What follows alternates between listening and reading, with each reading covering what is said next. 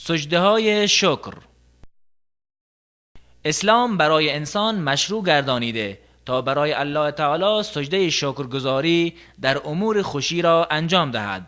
ابوبکر صدیق رضی الله عنه روایت می کند که اگر برای نبی اکرم صلی الله علیه و سلم امری خوشی و یا بشارتی می رسید، برای شکرگزاری الله تعالی سر به سجده می نهادند.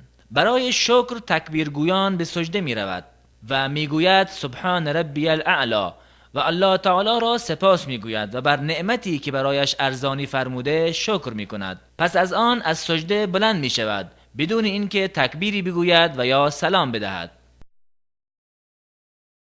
سجده های تلاوت.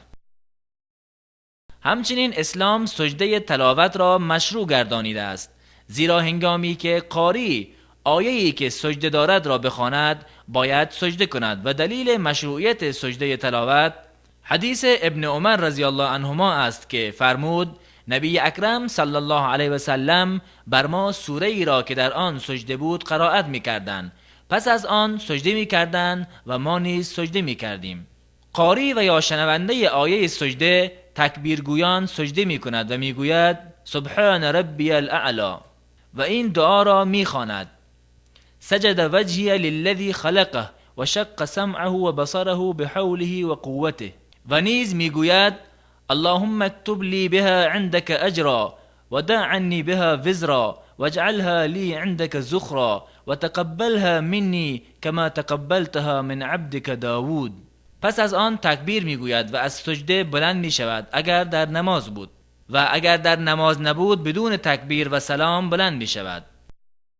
علما همچنین گفتند مسافری که سوار بر مرکبی است اگر آیه سجده را تلاوت کرد از مرکب خود پایین شده سجده تلاوت را انجام می دهد.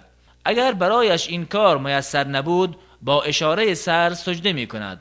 و نیز گفتند هرگاه قاری آیه سجده را تکرار کرد یک بار سجده برای همه کفایت می کند و اگر قاری سجده نکند مستمع نیز سجده نمی کند، زیرا که وی مقتدی بوده در تلاوت پیرو امام می باشد.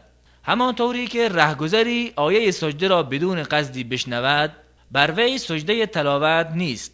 علما نیز گفتند که سجده تلاوت در اوقات نهی شده از نماز اشکالی ندارد.